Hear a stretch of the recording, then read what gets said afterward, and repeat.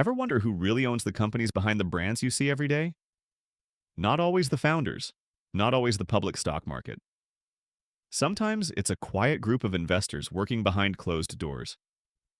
Welcome to the world of private equity. Private equity, often shortened to PE, refers to investment firms that buy companies that aren't publicly traded on the stock market.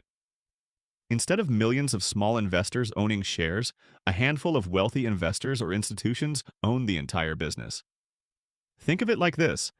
The stock market is a public marketplace where anyone can buy a piece of a company. Private equity is more like a closed-door auction, where only the largest and wealthiest investors are allowed in.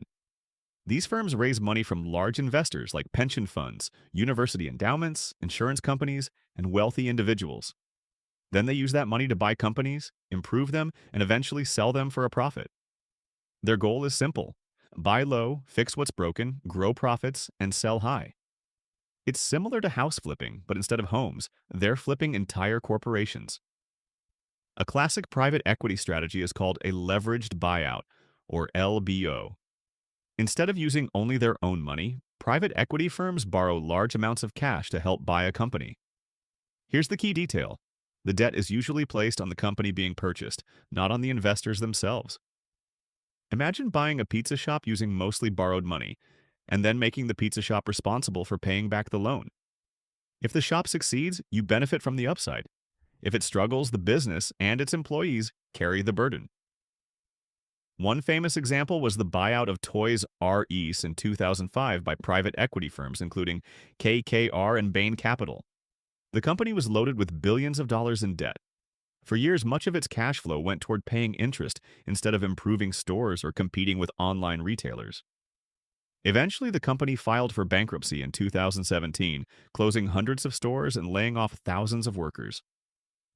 Supporters of private equity argue that firms like Blackstone and Apollo Global Management help struggling businesses become more efficient and profitable. They bring in new management, cut unnecessary costs, and refocus companies on growth. In some cases, it works. Private equity has helped revive companies, expand businesses, and generate strong returns for retirement funds and universities. But critics say the model can be risky. They argue that heavy debt, aggressive cost-cutting, and short-term profit goals can hurt workers, reduce long-term investment, and even push companies into bankruptcy. So which side is right? The truth is, private equity is a powerful tool. It can create value, or it can create pressure that a company can't handle. Private equity firms now control trillions of dollars in assets and own everything from hospitals and apartment complexes to tech companies and fast food chains. Even if you've never heard of them, there's a good chance a private equity firm owns a business you interact with every week. So the next time a company suddenly changes its prices, its staffing, or its strategy, you might want to ask, did the ownership just go private? Because behind many companies today, there isn't a founder or a family. There's a fund. And their clock is always ticking toward the next sale.